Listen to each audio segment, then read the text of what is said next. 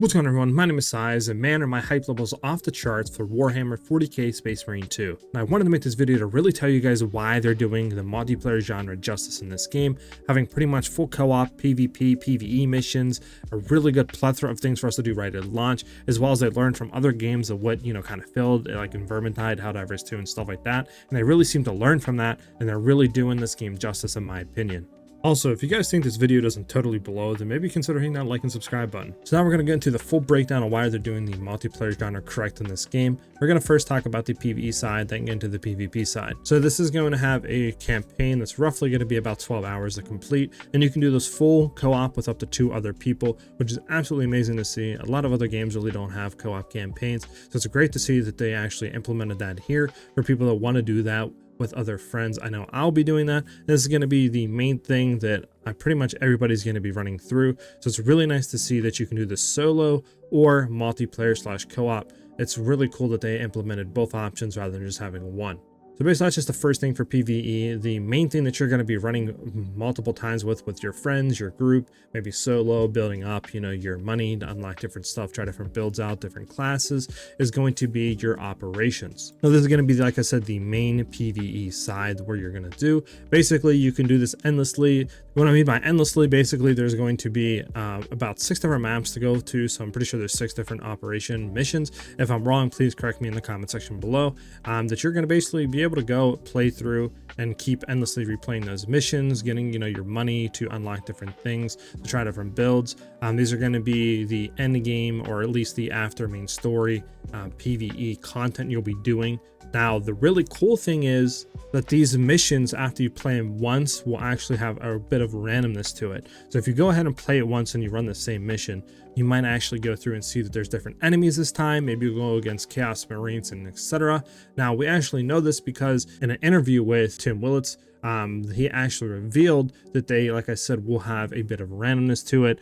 He basically said that there'll be some randomness influencing the operations. So like I said earlier, if you go ahead and play those missions and you go ahead and play them again, you might actually encounter Chaos Marines. So it is absolutely amazing to see that there is a randomness to it. So you won't actually be just replaying the same exact missions over and over again. It really extends the life of the game and gives a lot more replayability to those missions if this feature wasn't implemented. So it's a really good thing that they've done this, and I can't wait to see what other type of randomness will be actually on those missions once you play once or twice. And I'm really hoping that there's some bosses we can go against, some really tanky elites and so on, because I am 100% going to be playing sniper, so I want to see those big damage hits on those said enemies.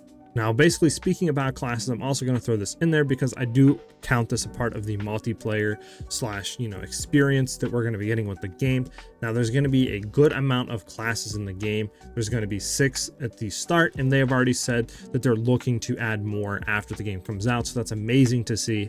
But like I said, there's going to be 6 classes at start. Those classes being tactical is going to be basically your all-arounder with a lot of good adaptive combat skills. Then there's assault. He's going to be your high mobility, your melee specialist with like a jump pack on that can go through the air, slam down melee, stuff like that.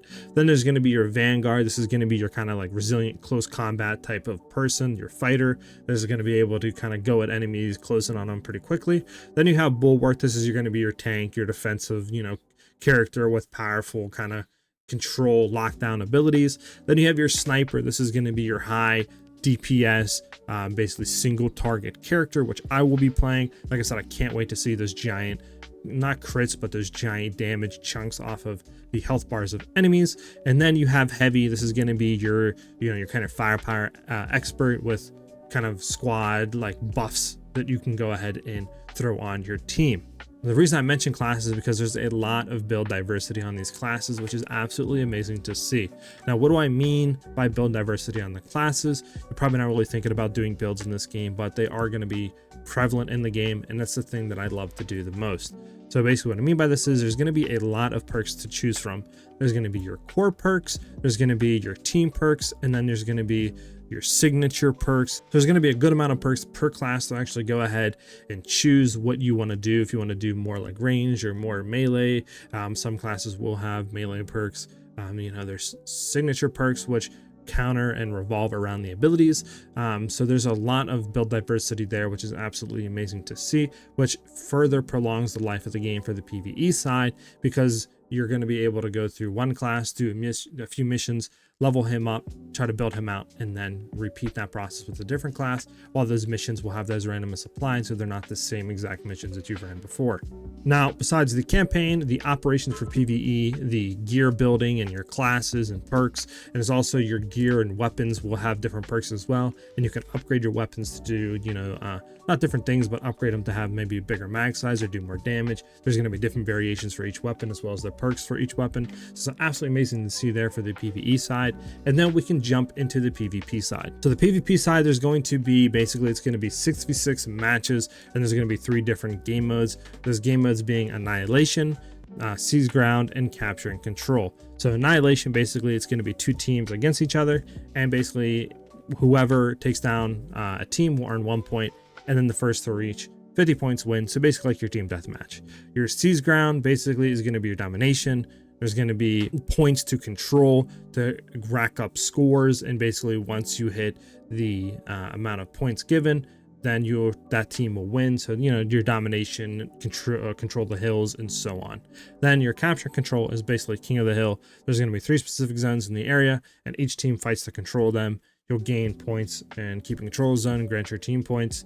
And then once you obtain a certain amount of points, basically the win condition, that team will win. So absolutely amazing to see here that we have a plethora of different things. And also the classes, they said, will have slightly variations to like some of their perks and stuff like that for PvP, because some stuff might work in PvP and some stuff might not work in PvE. So instead of having one class try to do everything like the perk side for both PvE and PvE, they went ahead and kind of split it, so this way each class will have a little bit of variation depending on what modes you're playing in.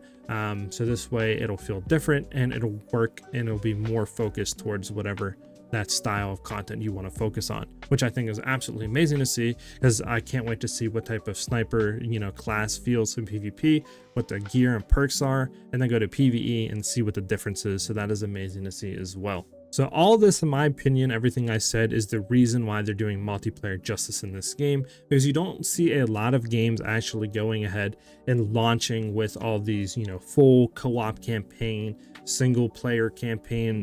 You have that option there where you have AI people to help you out, so people that don't have friends can play, people that do can play. They have basically every single scenario covered, so this way you can do what you want to do and you don't have to be restricted, as well as the operations having those randomness apply to it. So this way when you run it once and you go back through again, you have those different variations. Is absolutely amazing. As well as the PvP looks very fun, having the 3 different game modes, the classes being a little bit different in PvP compared to PvE. I just cannot wait to get my hands on this game, and I think that a lot of games could take and look at this game and apply it to theirs, because man, they're doing everything perfect in multiplayer, and this is what I've been asking from multiple different games that have come out in the past. So I cannot wait to see what all Space Marine 2 has to offer. Hope you guys enjoyed the video, and hopefully that I didn't rant on too much on different topics and stuff. I'm just really excited. I wanted to get a video out there, and I thought this would be the perfect one to make. If you guys have any questions, or maybe you guys disagree with some of my points in the video, please comment them below. I'd love to have a discussion with you guys, and I hope you guys have a great rest of your day and night depending on watching the video, and I'll see you guys in the next one. Peace.